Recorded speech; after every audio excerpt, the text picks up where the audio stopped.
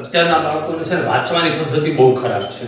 જેમ કે અત્યારના બાળકો સાંજે વાંચે એટલે 5-6 વાગ્યાની આસપાસ.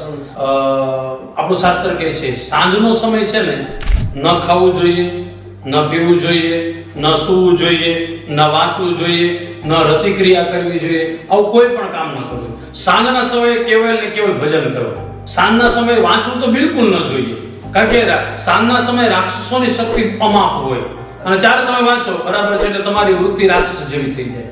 હવે વાંચવાની પદ્ધતિ ઓરિજિનલ તમને કહું, જેથી હું બહુ સુખી થયો છું. મારા ગુરુજી કેવી રીતના બચાવતા કે રાતે સુવાના હોય ને એના 1-1.5 કલાક પહેલા અમે વાંચવા બેસાડી દઈએ બરાબર છે. એટલે અંદાજે અમે સુઈ જતા 9:30 વાગે 10 વાગે, તો 1 કલાક એને 9 વાગે અમે વાંચવાનું ચાલુ કર્યા, 10 વાગે 1 કલાક વચાવે. અને પછી શું કે આ પુસ્તક છે ને તમારા બાજુમાં રાખીને સુઈ જાઓ અને બાજુમાં પુસ્તક રાખી સવારમાં ઉઠો ને બ્રશ પછી કરજો, પાણી પછી પીજો, પહેલા વાંચી લો.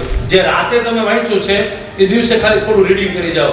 સાહેબ આખી રાત તમે જે વાંચ્યું છે ને એ તમારું માઇન્ડ જે છે ને એમાં ઘસાતું હશે અને આખી રાત તમે એ વિચાર કરતા સવારે એકવાર વાંચો એટલે તમને આખી જિંદગી યાદ રહી જશે. વાંચવાની ઓરિજિનલ પદ્ધતિ આ છે. બીજું, બને ત્યાં સુધી બ્રહ્મ મુહૂર્તમાં વાંચો. જે રાતે વાંચેલું છે એ જ બ્રહ્મ મુહૂર્તમાં વાંચો બરાબર છે. બપોરે 12 વાગે તમે વાંચતા હોય તો ગરમીના હિસાબે, અકળામણના હિસાબે અથવા બહુ ભોજનના હિસાબે પણ તમને ક્યારે યાદ રહેવાનું જ નથી. એટલે વાંચવાના બે જ સમય છે, કાં તમે સૂતા હોય વખતે વાંચો કાં ઉઠીને બ્રહ્મ મુહૂર્તમાં વાંચો.